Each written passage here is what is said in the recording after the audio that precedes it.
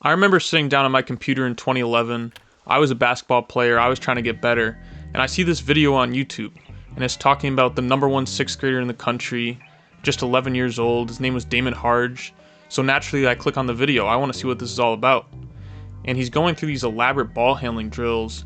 He's shooting really well, and I didn't have many expectations going in because when you're in sixth grade, you're usually starting out basketball, maybe not even playing at all. And this kid is working on his game like he's an NBA veteran. So that really threw me off. And I was like, wow, this kid is going to be an incredible player. He's going to be in college. He's going to be in the NBA, all of that stuff. And I sat down and I took out a piece of paper and I wrote his name down just so that I would never forget it. This is a true story. And I was like, this kid's going to be in the NBA. I want to know who this is. So did Damon Harge pan out to be that player in the NBA that's just incredible? Well, if you haven't heard his name, you probably already know the answer. But let's look at how we got here. Some necessary context is that the early 2010s on YouTube was just kind of the beginning of the mixtape era on the internet. It was a really weird time. There was people getting hyped up all over the place. Everyone was looking for the next big star.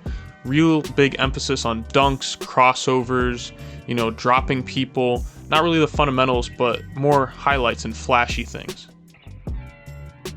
So naturally, Damon Harge was perfect for this. He was young, he had a killer crossover, very flashy. He really attracted the views in the highlights. And if you notice in this video, he was being trained by Phil Handy, the current Lakers assistant. Obviously, being trained by an NBA caliber trainer in middle school is a massive advantage. And that kind of just played into the hype that he had around him. People were declaring him the number one sixth grader in the country, the best 12-year-old in the country, which in all honesty, if you think about it, those are totally unfair expectations to put on someone that young.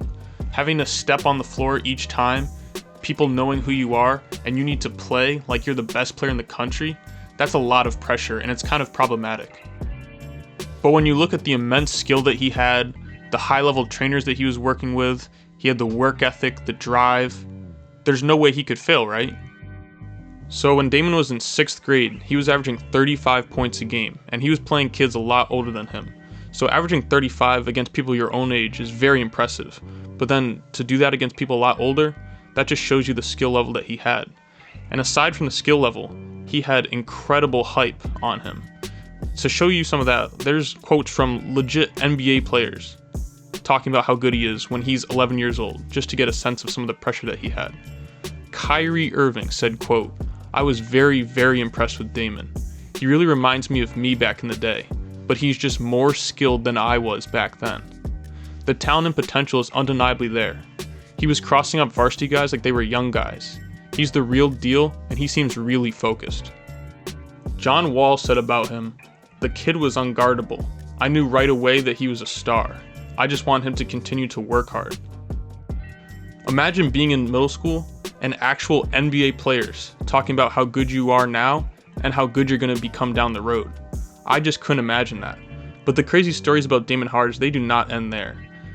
His mom used to have to bring his birth certificate to games because people thought he was older. That's how good he was. She said they think he's an old midget. People just can't believe it. The attention he gets amazes me. When Damon was in middle school, he was supposedly waking up 7 days a week at 4:30 a.m. to shoot 6,500 shots a week. 4:30 a.m., almost 1,000 shots a day, as a literal kid. That is insane. Up until this point, Damon lived in Northern California, but the problem for him there was that middle school players could not play high school varsity basketball, and his parents felt like that's the level that he should be playing at. So they moved him and the whole family to North Carolina. And there, Damon averaged 22 points a game, playing against smaller Christian schools and their varsity teams.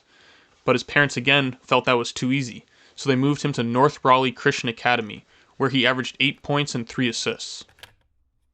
So in college, it's common to transfer across the country in search of a better opportunity. Maybe if you're a high-level high school player going to prep school far from home.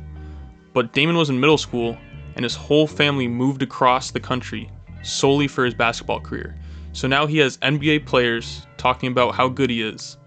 His family just invested a lot of time and money to move him into better competition. So the pressure is just building over time here. The family was not done moving though. They went down to Orlando, Florida for his 8th grade year to attend Orlando Christian Prep. Damon started alongside 4 Division I players, so this was obviously a much higher skill level, so he wasn't averaging the crazy stats anymore, but this was a very valuable experience in becoming a better basketball player. So now moving on to his 9th grade year, he's finally in high school, even though he's been playing high school players for years now, still at Orlando Christian Prep, and he averaged 10.4 points per game and 3.6 assists. So those are pretty solid numbers considering he's playing people 3 or 4 years older than him. They're nothing crazy though, considering he was once called the #1 player in the country.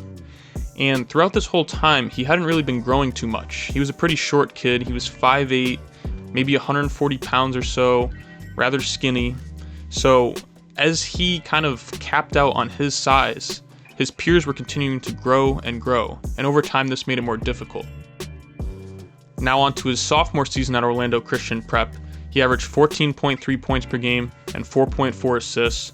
Better numbers than last year, again, really solid, but not up to that #1 player in the country level that he was once projected to be at. Now moving on to his junior year, this is where things start to take a little turn in this story. So for those that don't know, the junior year of high school is generally the biggest time for players to get recruited. That's when colleges are looking, that's when all these programs are sending out assistants, coaches are watching games. And for Damon, in his 11th grade year, he actually went back to North Carolina. He went to the Christ School, and he started his season there, and then he had to sit out because he had an injured MCL. This is obviously a massive blow, especially for someone that's trying to reach the highest levels of basketball. In your most important year, to get hurt, that's really devastating. And at the time, Damon said, "I'd been really depressed and down, and just not mentally into basketball or anything really since I got hurt. Just having it taken away from me was hard for me."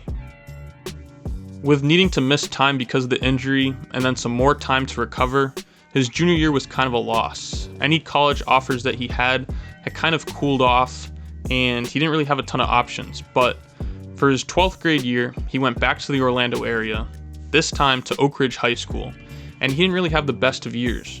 Was it because he was still partially hurt? Was it because he hadn't really grown and everyone was just a lot bigger than him? Maybe a combination of a lot of things, but he averaged 7.5 points in his senior season. And he committed to Texas Southern, but then decommitted before ever getting to campus. He ended up playing a year of basketball after high school. He went to North Platte Community College in Nebraska.